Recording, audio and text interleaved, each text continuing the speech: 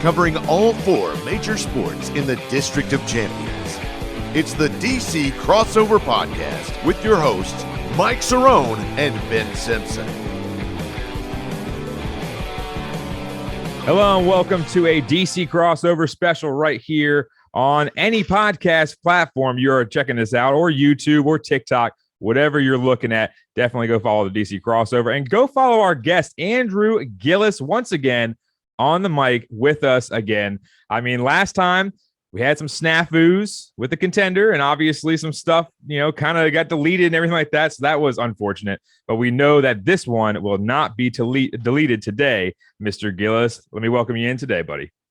Thanks for having me, man. Really appreciate it. Looking forward to it. I know you've been a busy man lately, obviously, with all the caps going on. And then you got a little bit of a break when the Wiz ended up failing miserably. But at the same time, you've had a lot going on, and I appreciate you coming on with us here for the DC Crossover Special for the Washington Capitals 2022 playoff series against the Florida Panthers.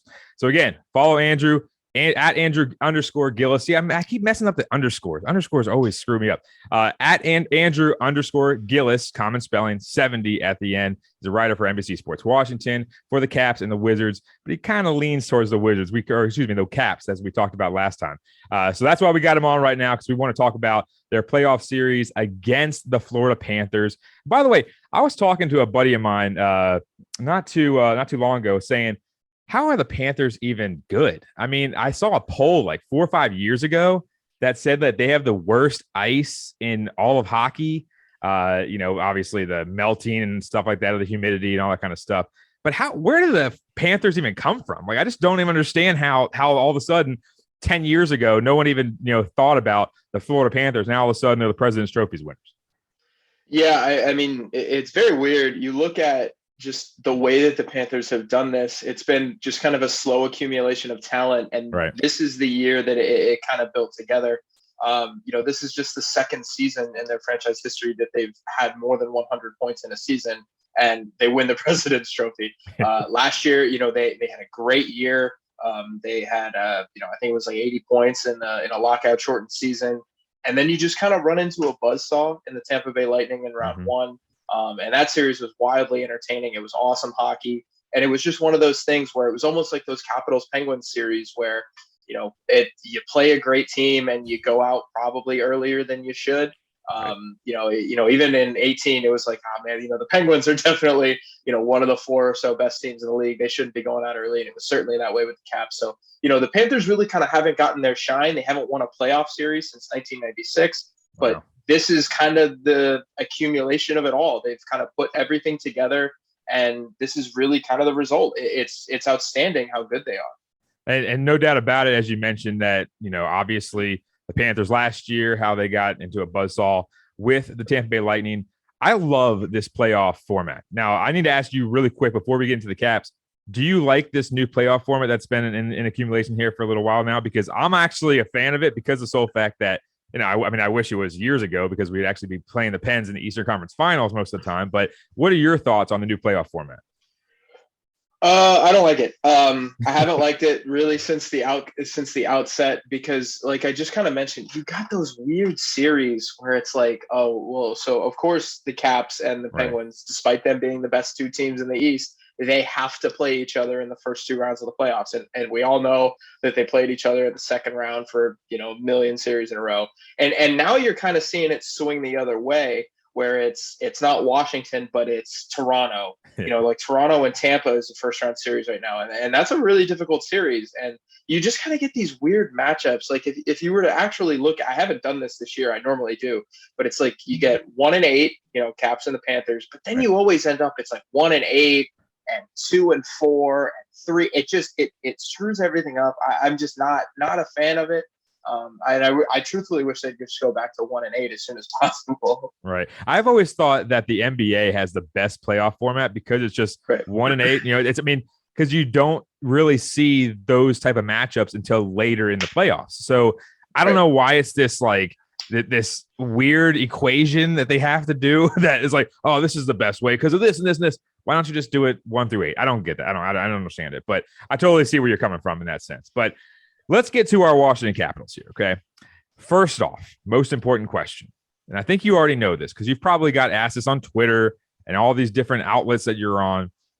What's the deal with Ovi? Now, I saw your tweet earlier. Yeah. I saw your tweet earlier saying that, he was asked, "Oh, how are you feeling?"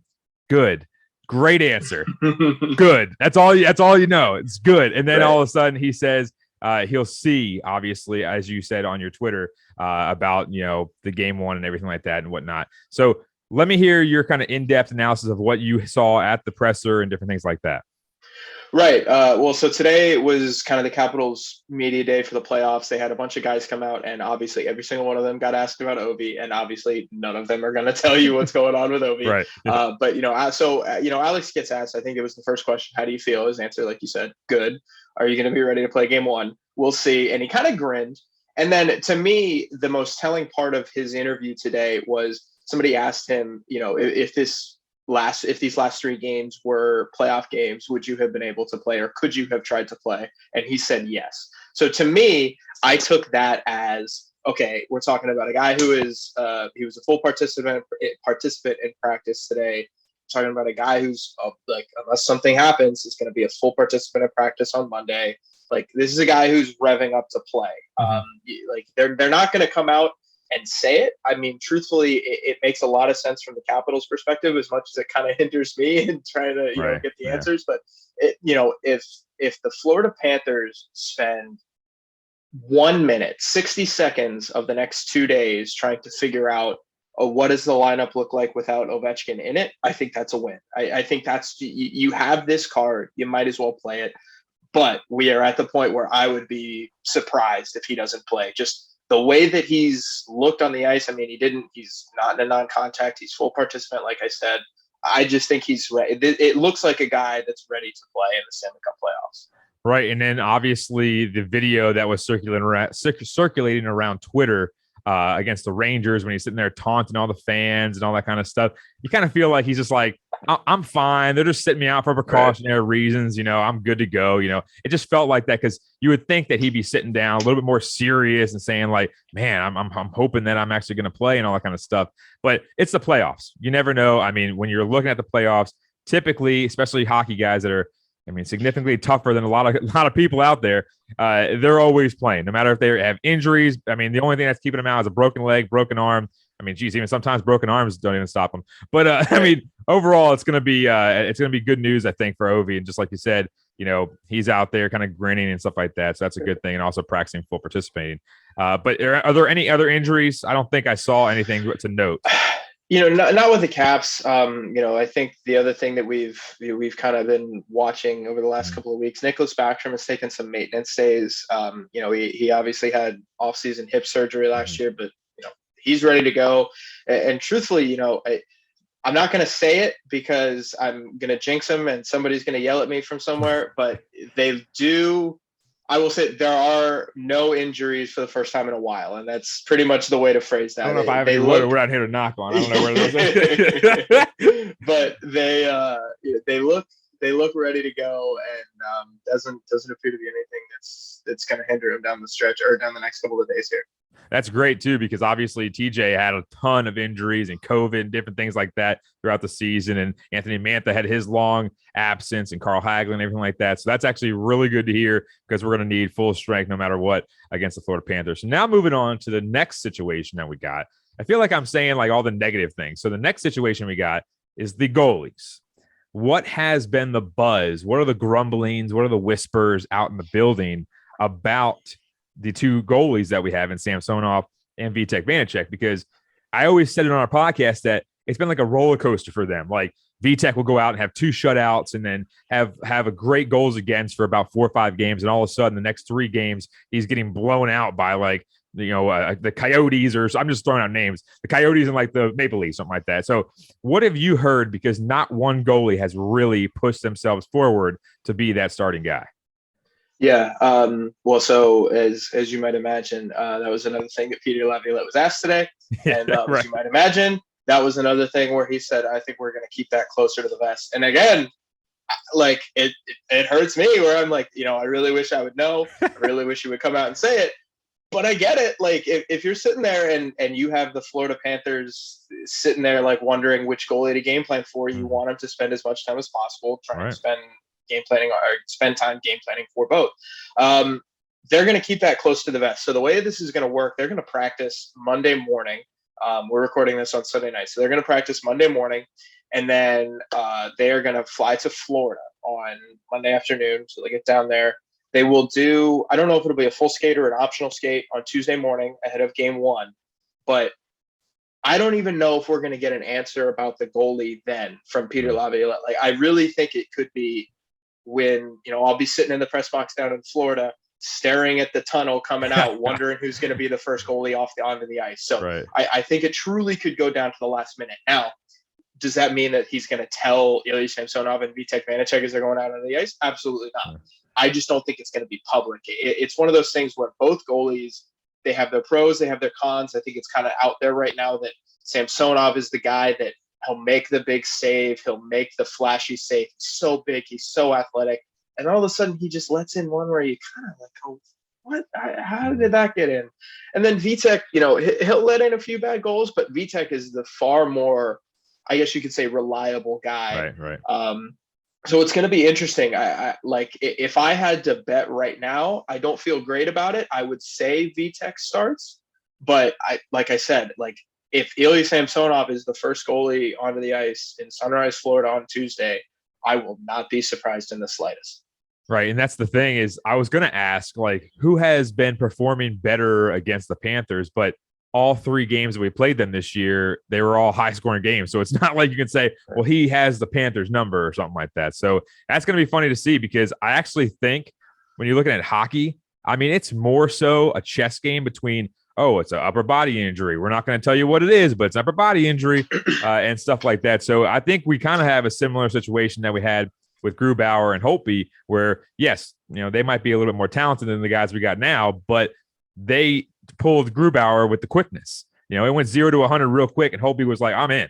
So then all of a sudden he took us to the cup. So we'll see what happens with that. I mean, obviously, I'm not trying to put you on the spot and say, give me answers, but at the same time, I totally agree with you that I think they're keeping a lot of these things close to the vest. But now what I'm going to do is ask you something and I'm going to try to come up with it on the fly. Gillis's game plan. I want to see your game plan on how the NFL does it on their broadcast where they got, Romo's, whatever his thing is, the three keys to victory. Yeah. I want to hear your factors to win this series, your three key factors. All right. So I'll give three. And since we just talked about it, I think this has to be number one. It's the goalies. Whether or not it's Ilya Samsonov or Vitek Vanacek, you need your goalie to play well. If your goalie does not play well, what are we doing here? You're telling and here's the thing, we say that for the Capitals, and I think that really matters, especially you're playing a team that in the Florida Panthers that scored more goals, I think, than any team since 1996. Oh yeah. And that was the 96 Penguins. So you're talking about a team that is loaded offensively. So this would be a key if we're talking about Marc-Andre Fleury. If they had, if that trade had happened, if that was something that Marc-Andre Fleury wanted, and he was in Washington right now, we'd be saying, how is Marc-Andre Fleury going to hold up? So this is not new, but, I think the goalies are just going to be so key. I super would not be surprised. In fact, I kind of expect to see both goalies. Maybe, you don't want to be cynical, but, maybe you're playing a team against the Panthers, you're bound to have a game where one guy gives up 4 goals, 5 goals, and might get it. And I think we could be looking at a quick hook. So goalies are number one. I think second, I was talking about this today and a couple other people today at the rink were talking. I think pace of play is big. And I know that kind of sounds basketball-y. I know that kind of sounds, like you're talking about a different sport, but you have got to slow this thing down. If it turns into run and gun, each team's getting 40 shots a night, you're running up and down the ice, that favors Florida. I think it does, because you just look at who the Capitals have. Look, you've got Alex Ovechkin, you've got a 50 goal scorer. That's great. But Alex Ovechkin's game is more than just 50 goals. He can be physical, and he might play on it. He's not starting right now with Tom Wilson on the top line, but he's going to play on a line with Tom Wilson. Right. You've got Garnet Hathaway. You've got TJ Oshie. You've got guys that can lay the body and can be physical. They're a big team. Mm-hmm. And I think that if you can get the Panthers just ever so slightly off their rhythm, just, it's almost the Legion of Boom thing where you just kind of give them that little extra shot over the middle. Yeah. Make them think twice about it. You're talking about a Florida team that doesn't have a lot of playoff experience. We all know the whistles go away. And I think that if the Capitals can kind of turn this into to be cliche, get pucks deep, get pucks to the net front. Like if you can turn it into that, I think that is going to be a key to victory for them. I think that's big. Right. And then the last thing is depth scoring. The reason why the Capitals did what they did at the trade deadline was that they looked at their team and they said, we need more versatility everywhere. And they have 14 guys right now that they say they feel comfortable playing. But I think you've got so many guys that you can move up, you can move down, you can kind of do it however you want. And whether or not you want to look at it like a second or a third line, you got Anthony Mantha, Lars Eller, and TJ Oshie right now on a third line. It's pretty good. Yeah. And truthfully, I think you could make an argument that that's better than your second line right now, which is Marcus Johansson, Nicholas Backstrom, and Tom Wilson. So right. I think that you can really kind of say that, okay, so you're kind of spreading the wealth there. But when you're talking about a team in Florida, I think they have 430 goal scorers. I think they've got like 7 20-goal scorers. They've double-digit guys have double-digit That's goals all? this season. Yeah, exactly. Like it's crazy to talk about the Panthers' depth scoring, and you are not going to win this series by winning games 2-1, by winning games 1-0. Like this is not going to be one of those series. So to me, and I know this is long-winded, but to me, I think you have to win some of these games 5-4. And Alex Ovechkin's great, and Evgeny Kuznetsov's great. And Anthony Mantha's really good, and TJ Oshie is really good. And you can go kind of down the list, but you need to win games 5-4, and you need guys like Connor Sherry and Lars Eller and Nick Dowd and Garnet. You need those guys to step up. And that's how they won the Cup in 2018, and I think that's how they're going to win this series. Right. I mean, I've always said the 3 things in the playoffs to me, and I've been repeating this like on repeat whenever someone asks me about how the Caps are going to do. I've always said coaching decisions, the chess match between coaches. That's how Barry Trotz ended up doing that 3-man in the neutral zone deal a few years ago when we won the Cup. That was a troublesome thing that no one saw coming. And then obviously, I think you need to score when you shoot, because like you mentioned, the 40 shot deal for years when we were going and winning President's trophies and this and that and scoring a bajillion goals during the regular season, everyone just kept saying in the playoffs, just shoot. So everyone just kept shooting, and we'd shoot 45 shots and score 1, and we lose 2-1. Like those were the situations that I always think. And then obviously the goalie situation, just like you said, the goalies have to go out there and perform, because the goalies, can change an entire series, as we saw for years and years and years, especially that one year that everyone references to against the Canadians. But those are the Gillis' keys.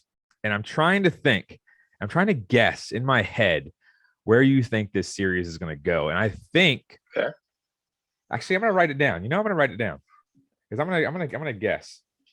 Where's my pen? I don't have a pen over here. All right. I'm going to think about it in my head, and I think I know exactly where you might go, but let's see if I can get it right. So where do you think this series is going to go? How many games and how many opportunities is this team going to have to win the games?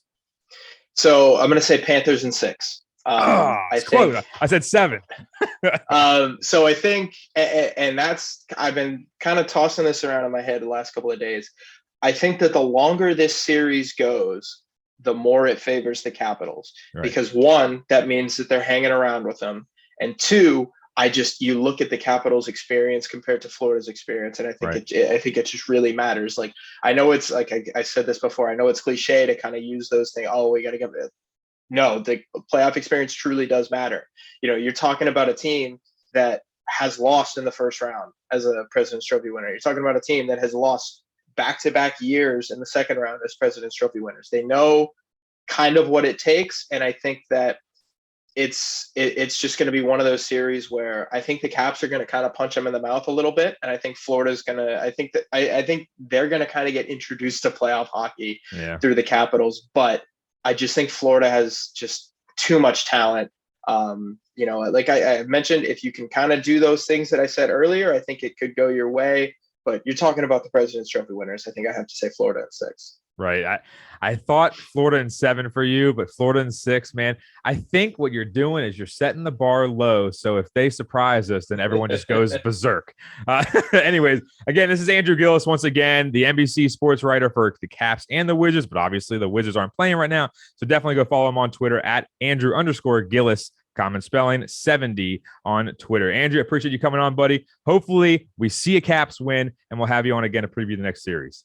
Sounds good. Hopefully we'll look forward to it. We are looking forward to it, right? Again, thank you guys for tuning into DC Crossover special right here, previewing the Caps versus the Panthers.